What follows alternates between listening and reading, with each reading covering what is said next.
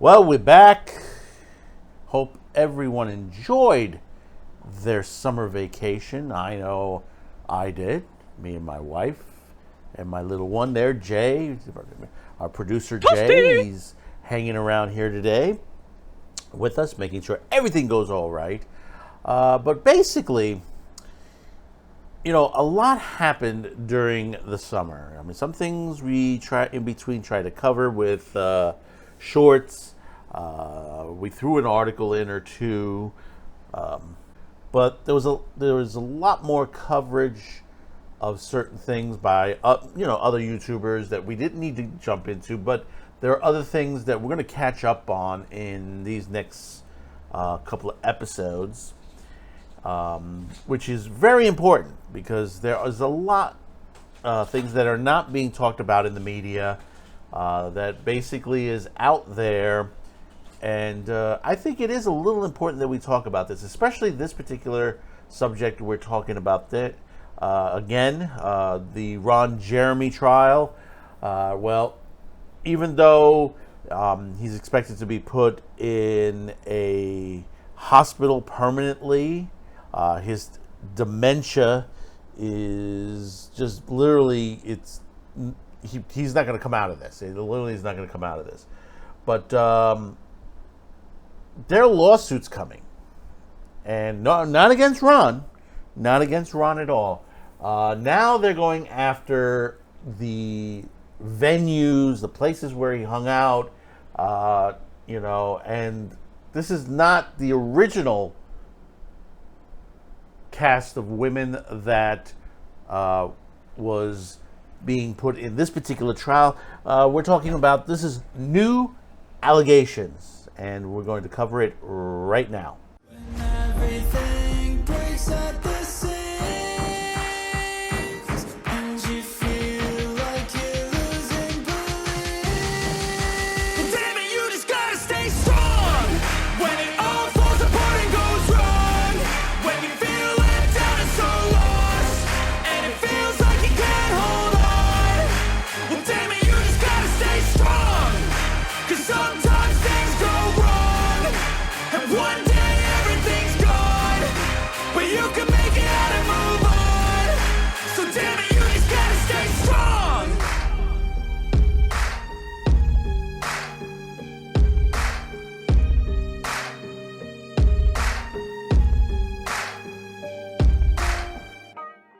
Now, if you haven't heard about the Rainbow Bar and Grill, the Rainbow Bar and Grill was a hangout for Ron Jeremy and many others in Hollywood. This is in West Hollywood, not to be confused with the one on the East Coast. There's one in Peekskill, New York, but this has nothing to do with the Peekskill, New York one. This has to do with the West Hollywood, and supposedly it's a really popular place to go to. A lot of people in the industry, that ends up there, including Ron Jeremy at the time. But it seems like there's two new allegations suing the bar and grill over alleged sexual assaults committed by Ron Jeremy. Now, the thing about it is, the case has been pretty much dismissed. It's been, he cannot, this case is not going any forward. I don't know how this would work out. I'm not a lawyer, so I don't know how a civil case would work out in this situation, because it's civil versus criminal. There's always a major differences. The need of as they would say, the evidence would be tailored differently from one case to the other. But let's read into this out of XBiz. Sunset Strip Bar sued over alleged Ron Jeremy sexual assaults.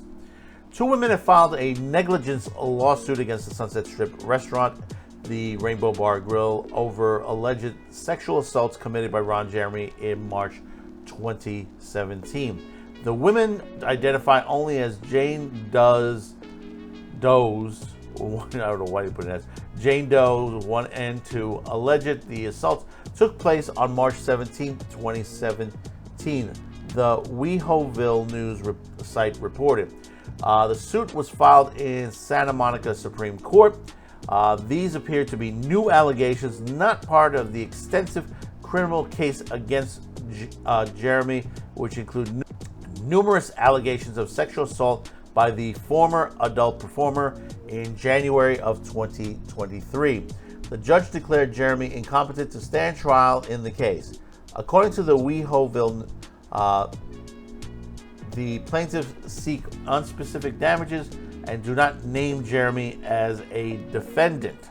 Filing by Jane Doe's 1 and 2 alleged that the Rainbow Bar and Grill employees would give permission and would knowingly allow Ron Jeremy to use the employees' restroom to sexually assault female patrons. They alleged shortly after arriving at the bar, Jeremy offered to buy them drinks and unsuccessfully attempted to make out with them. Later in the evening, according to their complaint, Jeremy told Jane Doe 1, "Let me show you something cool," and then inappropriately touched her without her consent, the WeHoville reported. According to the lawsuit, Jane Doe 1 was mortified and violated and immediately sought refuge from Ron Jeremy. The suit also alleges that Jeremy moved Jane Doe's number 2 sleeves of shirt so as to expose her top side and then made an insensitive comment. In the testimony, similar to the statements of several women in the criminal case, Jane Doe's 1 and 2 said Jeremy also offered the women the chance to use his private restroom so as to surpass the line at the regular bathroom, then followed them inside the restroom and tried to take suggestive photos of them. The WeHoville reported. Jane Doe 1 was able to walk out of the restroom, but Jane Doe 2 was not as fortunate, and Jeremy continued to lewd touch her.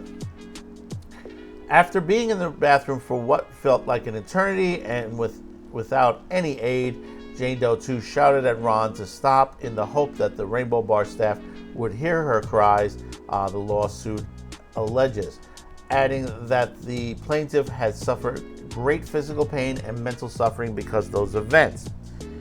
Okay, I'm going to stop here just a moment, and I'm going to keep bringing this up every once in a while. Now, I understand things like this are very traumatic, but the first thing that should be done, and I know a lot of women don't want to do this, they just want to scoop it.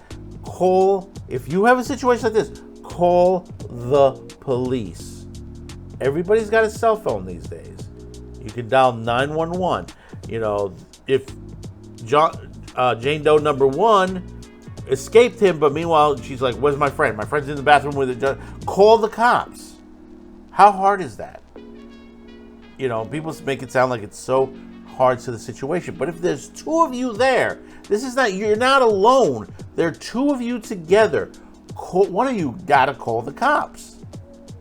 Let's read on here. The 2 new allegations in the Rainbow Bar and Grill liability lawsuit concerns the events that took place exactly a week after another alleged assault, one that has been the core part of the DA's case against Jeremy from the very beginning, which features striking parallels. The second of the original 4 alleged victims presented by the DA in the filing that led Jeremy's 2020 arrest testified that on the evening of March 10, 2017, she went to the restaurant and encountered the retired performer, who she portrayed in her testimony as familiar to and friendly with the Rainbow employees, who led her to the employee restroom, followed her inside, and sexually assaulted her. The full details of that allegations, along with the 20 other accusations that form the Los Angeles County District Attorney's case against Jeremy, can be found in a November 2021 XBiz article, which there is a link. If you go to this article, there is a link to this article toward the end. It says article, obviously, and that'll take you to all the allegations on there. So I would advise you check out the site. Yes, it's an adult porn site, but it's an adult porn news site. So you're able to get information here on what's been going on, which remains the only comprehensive journalistic account of the testimonies given before the grand jury. So we have 2 new allegations. Now, the thing about it is timing. timing is to the nature here. This is 2017. From what this article says, this is 2017. Charges were brought up in 2020. We finalized in 2023. Now, here's the thing that gets me. It's a question. I'm not saying Ron's innocent or Ron's guilty. Now, according to a lot of Ron's friends, a lot of video interviews that have been going on in the between, I think it's 2014 to about 2020, before this whole scenario started, Ron's dementia was kicking in heavily at this point. And you could see that. I mean, we've shown a couple of clips where Ron has drifted off. And a lot of people said, well, he's probably drunk or high. But there have been a lot of other people that said they've called him and said, hey, listen, what's up, Ron? They said, who's this? It's me. They go, who are you? You know, it's, you know, his mind had been going for quite some time now. Now, is it an excuse on that? No, I'm not saying that it's an excuse. I'm saying to the situation is we have to question some of these accusations and we have to investigate them fully. You know, innocent until proven guilty. Now, you know, when it comes to sexual allegations, we do have to take it seriously. But also remember this. There have been, and recently there's been a case that has just been adjudicated recently of one woman who made a sexual allegation on somebody and it turned out to be false. And basically, I think she's getting time served. This is something ridiculous to the amount of the situation. Understand, anyone who makes a sexual allegation, false or true, whoever the allegation is made to, is their career in life is over. Understand this. Understand the situation. Even if the person is found not guilty and the woman is the one that caused the situation, it's always to the situation that the man's life is never recovered. So we have to take that in consideration with this. That's why our judicial system is innocent until proven guilty. Yes, sexual allegations, sexual rape, all that is heinous. If they're guilty, yeah, they deserve to go to the jail for the rest of their freaking life, get their nutsack cut off, to that whole situation. I do believe that. But when you have these many allegations and they all sounding one after another, the same thing, we got to stand back and say, okay. Hold up. Wait a minute. Something ain't right. And we have to question, we can question it. People will criticize this and says, oh, you're freaking wrong. You're sexist. And just no. Men and women can be both equally evil to the situation. And you have to understand that. Both sides can do crime. And the thing about it is now, recently, because of the Me Too movement, you have a lot of people that are getting taken into courtrooms that these cases should not see the light of day. And this goes all the way back to the 1980s. People don't realize that this has been going on for quite some time. I hark again on the Tawana Brawley case. If you're not familiar with this case, this caused riots, little riots in New York City. For the reason is that between the media and the snake oil salesmen out there, which was the lawyers who jumped into this, and of course Al Sharpton. Al Sharpton was guilty to this situation. We found out that the allegations against the men that Tawana Brawley accused were false. Yes, they were false. One particular man committed suicide because of this whole situation. And the thing about it is, here's the thing about it. A judge came back with a guilty verdict in a civil case that they had to pay X amount of dollars. Now, supposedly, I think Sharpton did pay it off, or something, but Tawana Brawley is still paying off hers, and we are in 2023, and it's not paid off. You know, I forgot what state she's in. She's now a nurse to the situation. But this is not the only case. So we had the Duke Lacrosse case, the Johnny Depp trial, and many others that have come across especially in the last couple of years. But this is something that does harken back to Tawana Brawley. You have allegations. It has to be investigated, and questions have to be asked. Yes. If there were multiple people there with you, why didn't you call the police? It's plain and simple. You could even ask the bar, could you call the police, please? Or exit the place. You have a cell phone, dial 911. How hard is that? Especially if it's two of you.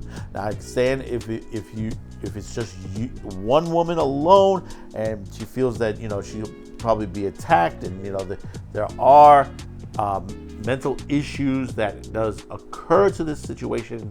We see stuff like this that's portrayed on criminal TV series like Law and Order and stuff like that. But still, there is a chance, ladies out there, that if you've been harassed and stuff like that, take that step. Take 911. And there have been women who have called it in. Now, are these two lying to the situation? I don't know. Reading from on here, it all sounds the same. The allegations all sound the same. The other there was another venue. Let me pull that up. Yeah, there's another Whiskey A Go Go, and there were a couple other venues that they haven't been sued yet. A couple of I think there was a convention in one instance on there to that nature. But I just gotta say, I do question some of these allegations. Some, not all the allegations. I do question some on there because there are details that are just, I don't know. They could be true, they could be false. I don't know. We'll never get our day in court as far as the criminal case because Ron's off his rocker, plain and simple. That's a shame on both sides. People say, well, it's a shame the women won't get their day in court. Yeah, neither will Ron. Say all the allegations were false. Ron's going to go on the rest of his life with this slapped on him, whether he's innocent or guilty. It's still going to be slapped on him. Some people in the industry said, yeah, he's a lot handsy. You talk to some of the adult stars, they claim some allegations. So, you talk to other porn stars and they say differently. So who's in the right and who's in the wrong? We'll never know this. And like I said, it's to that situation. But who am I to say but a man with a show? Thanks for watching. Before you go, if you enjoyed the video, please don't forget to like and share this video. Also, if you haven't yet, please subscribe as it helps us increase the reach of our channel. Finally, as a content viewer, you have the ability to help fund this and many other channels. If you wish to help grow this channel by financial support, you have two ways. There are two links below. One link will send you to a direct pay site where you can make a donation. The second link will send you to our gear store where you can purchase t-shirts, mugs, and other specialty items. Any additional discounts will be listed on the main page.